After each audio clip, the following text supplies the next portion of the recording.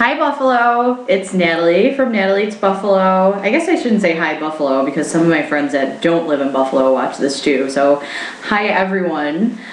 It's Thursday, January 5th. We're starting to get into 2012 and I felt like doing a video today.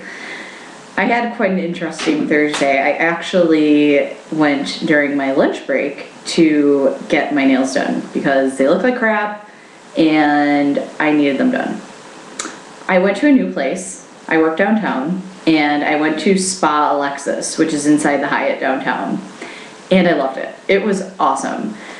I had my appointment with Alexis, who's the owner, and she did such a good job. She's so nice. The spa is clean, it's friendly, it's pretty reasonably priced, and I just really like it. And it's in such a great location for anyone that works downtown. So if you want to go get a procedure, I would highly, highly recommend going to Spa Alexis. Go on your lunch break, go after work, go on the weekend. It's an awesome place, and I'm so glad that I went today because it was just a great experience. I won't go there for my hair because I'm forever faithful to my hairstylist, Elise, at Studio E in Williamsville. She is the queen of my heart. She's owned my hair for like 4 years, and I just can't go to anyone else because I love her so much. But for my nails and pedicures and anything else that I might be in the mood for, I think that I will go to Spa Alexis from now on. So I wanted to talk a little bit about New Year's because it is the new year. Everyone's in resolution mode, and I just wanted to let you guys know about a website that I found. It's called futureme.org, and it allows you to write yourself a letter and specify what date in the future you want to send it to yourself. And I find it really, really helpful. Sorry, my cat's like in this way, so I'm trying to push her aside. I find it really helpful to hold myself accountable to things. So I sent myself a couple letters for like 1 year into the future, 2 years in the future, just to say, hey, I love you, you're great, I hope you're having a great day. On January 5th, 2012, you wanted to be doing this in 2013. Is that happening? Is that still a goal of yours? Is there a way you can make it happen?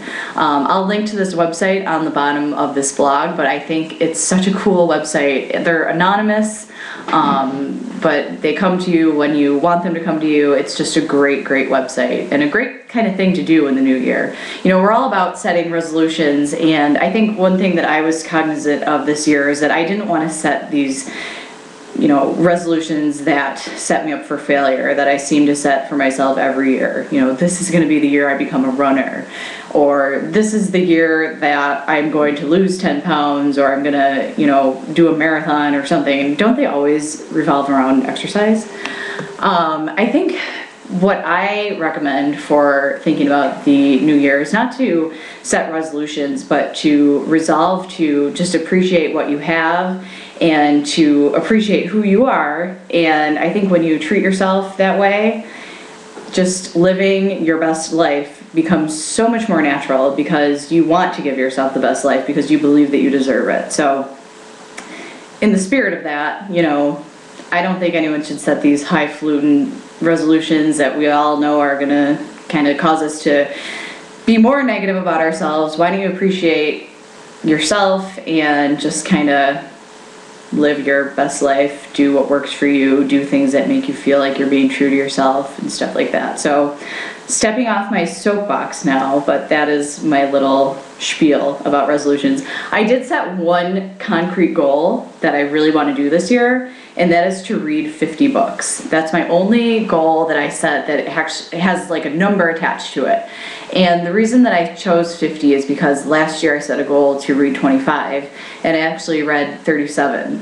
So 50 is going to definitely be a stretch goal.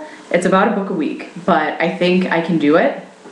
And reading to me is my favorite thing in the whole world. I think one thing that I did in 2011 that brought me away from my true self, like I was talking about before, is that I watched a little bit too much TV.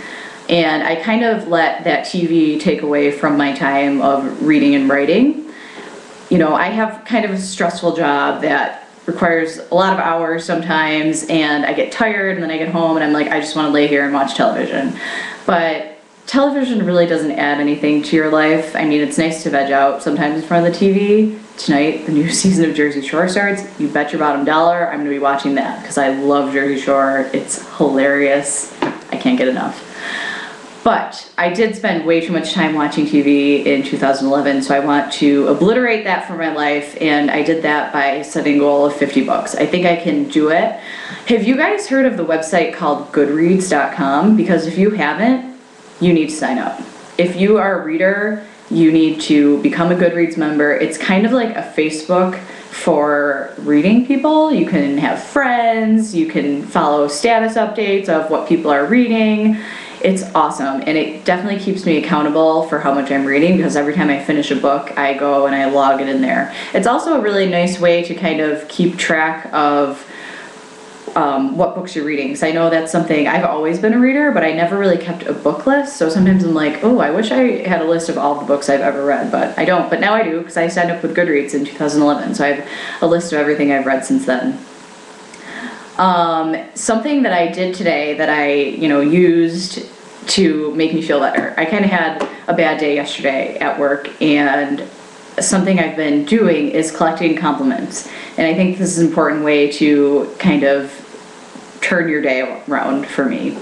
So every time I get an email or a card in the mail that says, thank you, you did a great job on this, and I get these a lot just because I'm a recruiter, so I work placing undergraduate students in their first job, and because of that I have like 50 different bosses, I think of it as, because I report to like 50 different managers that I'm trying to find jobs for. Well, not 50, that's an exaggeration, probably like 30.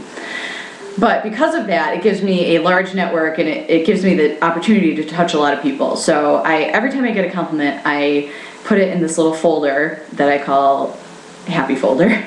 On my Outlook it's called Happy. And if I'm having a bad day, which happens, I open up my Happy Folder and I read some of these emails or some things I've scanned to myself that have been like, wow, you're great, thank you, and it turns my day around. So I did this yesterday, and in the midst of like not feeling very good during the day, I was able to really turn my day around, so that was awesome. And another update is that I have been participating in the Whole30 this year. So that is a program, and it's designed on the paleo, I don't really even know how to say that. I think it's paleo lifestyle. It's a way of eating. Basically, you focus on meats, fish, vegetables, fruits, and good fats like nuts and olive oil. You don't eat dairy, grains, sugar, processed food. And I'm doing this for the month of January just because I ate like a jerk in December, like everyone does. And I wanted to give myself a chance to kind of reacquaint my taste buds with whole, unprocessed foods. So I have been loving it so far. My only thing that I've done that's been out of line is I put cream in my coffee every morning because I love it, and life without cream in my coffee is not a life that I want to live.